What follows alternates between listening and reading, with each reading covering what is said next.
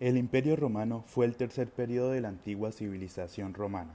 El primer periodo fue la monarquía y el segundo la república. Repasemos muy brevemente el origen de Roma. Según la tradición romana, el origen de Roma se remonta a los hermanos gemelos Rómulo y Remo, que de bebés fueron criados por la loba Luperca. Más tarde, Rómulo mató a Remo y fundaría la ciudad de Roma sobre el monte Palatino, convirtiéndose en su primer rey. La forma de gobierno de Roma será la monarquía hasta que fue expulsado el último rey, Tarquinio el Soberbio. Después de la expulsión del monarca se creó un senado permanente que decidió abolir la monarquía convirtiendo a Roma en una república.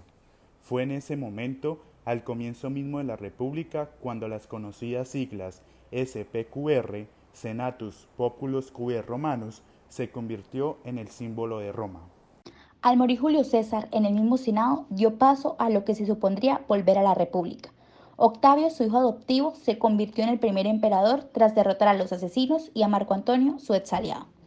En el año 27 a.C. estableció una normalidad política, otorgando a Augusto por parte del Senado el título de vencedor en batalla. Aunque no acepta el poder absoluto, sí lo ejerció. Desde el año 27 a.C. hasta el 68 después de Cristo fue el paso de los emperadores Augusto, Tiberio, Calígula, Claudio y Nerón. Fue denominado Dinastía Julio-Claudio. En el periodo del 68 al 69 se conoció como el año de los 4 emperadores, llamado Dinastía Flavia, quienes trajeron la época dorada. Esta época se dio en el siglo II, en el cual el imperio alcanza su máxima expansión. Crisis del siglo III. Es un periodo de 50 años de duración que se caracteriza por una fuerte crisis económica, política y social en el interior del imperio, tras una fase de anarquía militar en la que la seguridad del imperio estuvo gravemente comprometida. Aunque se deterioraban las instituciones, diferentes emperadores de origen lírico tomaban la iniciativa de unificar el imperio y restablecer la crisis. Así es como Diocleciano inicia en su gobierno un programa de reformas para atender a las necesidades del imperio. Diocleciano consideró que el imperio era muy grande para ser gobernado por él solo. Por esto Diocleciano decide incluir en sus reformas el gobierno de 4 o las tetrarquías, que implicaron la división del poder en 4 emperadores, lo cual funcionó hasta que Diocleciano abdicó. El sistema de la tetrarquía desató una lucha entre gobernantes, en el que solo uno podía quedar con el poder de emperador. Este fue Constantino el Grande, legislador de la religión cristiana, por medio del Edicto de Milán en el año 312 y el primer concilio ecuménico en el año 325, lo cual lo consagró como el primer emperador cristiano. Constantino fue el primer emperador cristiano.